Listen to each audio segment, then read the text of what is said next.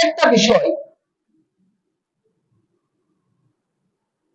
যেটা খুব ভারাক্রান্ত হৃদয় নিয়ে বলতে হচ্ছে,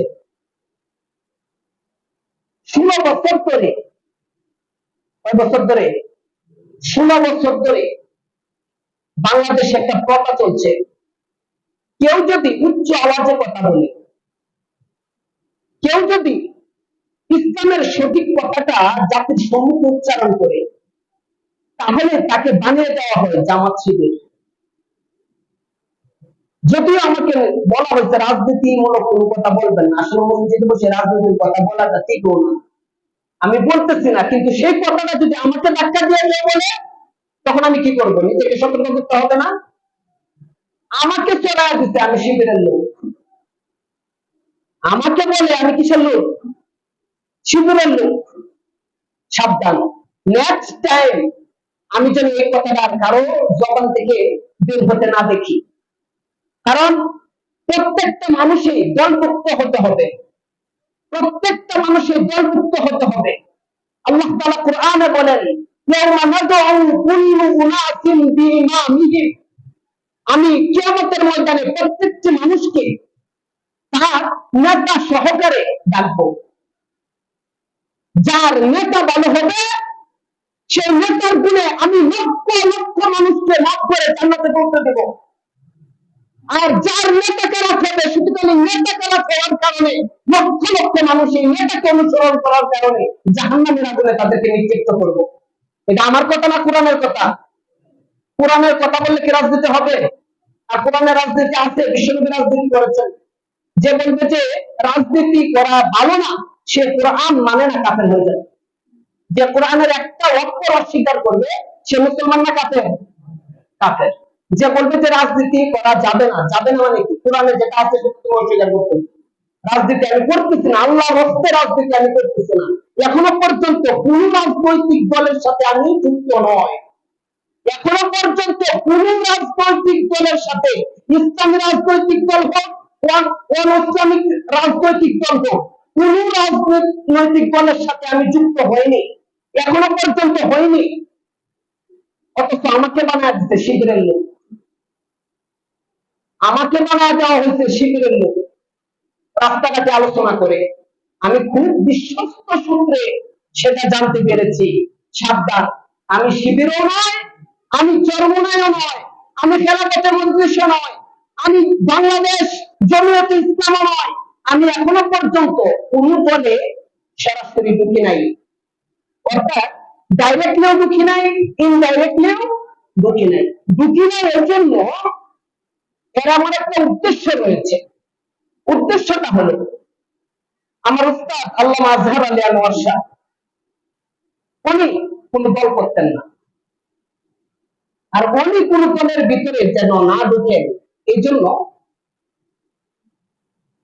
আল্লামা আতাহার আলী রহমতুল্লাহি আলাইহি ওনাকে নিষেধাজ্ঞা জারি করে দিয়েছিলেন। আর ওনার মুখ থেকে আমি শুনেছি উনি বলেছেন, যার নাম বলছি তাকে চিনেন তো সবাই, আল্লামা আজহার আলী রহমতুল্লাহি আলাইহি, আজহার আলী আনোয়ার শাহ রহমতুল্লাহি আলাইহি, যে আমি কোন দলের ভিতরে ঢুকি না, এই জন্য যে দলেই ভুল করুক না কেন ওই দলের বিপক্ষে আমি কথা বলতে পারি। যে দলেই ভুল করুক না কেন সেই দলের বিপক্ষে আমি কি করতে পারি? কথা বলতে পারি। বর্তমান সময়ে দলটা এমন হয়ে গেছে, কোন দলের ভিতরে যদি কেউ ঢুকে যায়, সেই দলের দোষগুলো আছে চাপিয়ে রাখতে চায়, সে যেই দলেই হোক না কেন। আমি দেখেছি, এটা আমার বাস্তব অভিজ্ঞতা থেকে আমি বলতেছি, যে যে দল করে সেই দলের যদি কোনো ভুল হয়, ভুলের ঊর্ধ্বে কি মানুষ? আমি আমার কি ভুল নাই? আমারও ভুল আছে, সবারই ভুল আছে। যদি কোন দলের প্রধানত ব্যক্তি কোনো ভুল করে, তাহলে সেই ভুলটা চাপিয়ে রাখার চেষ্টা করা হয়। কেন? দলের খাতিরে। দলের খাতিরে পাঁচটা কথা বললে আরেকটা কথা বানায় এমন করা বলে। এই জন্য এখনো পর্যন্ত আমি কোন দলে ঢুকি নাই, ভবিষ্যতে ঢুকবো কিনা সেটা পরে, এখনো পর্যন্ত আমি ঢুকি নাই। তো ঢুকি নাই এই জন্য যে দলেই ভুল করুক না কেন, আমার চ্যানেলের মাধ্যমে সারা বাংলাদেশে নয়, সারা বিশ্বে তার বিরুদ্ধে তাকে সংশোধন করার জন্য সেই হক কথাটা আমি উচ্চ আওয়াজে বলতে পারি। আর এভাবে বলে যাবো ইনশাআল্লাহ। আল্লাহ তাআলা আমাদের সকলকে কারো নামে আজগুবিকতা, যে দুষ করে তার নামে কথা বলা কি, তার দুষ্টা বর্ণনা করার নাম গীবত। আর যে দুষ করে না তার নামে বানায়া দুষ বর্ণনা করার নাম হচ্ছে তুহমত।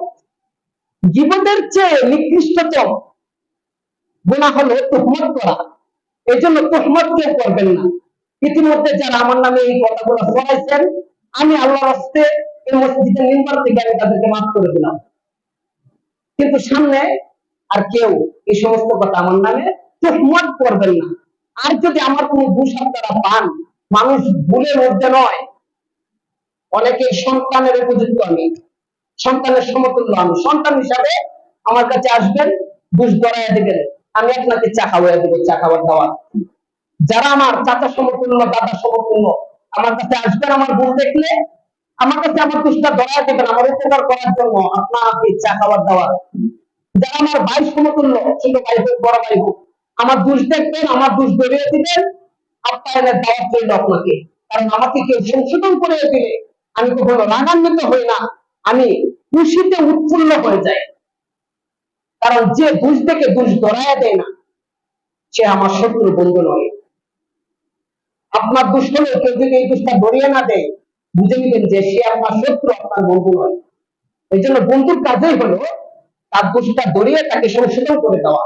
আল্লাহ তাআলা আমাদের সকলকে বুঝার তৌফিক দান করুন। সকলে বলে আমিন।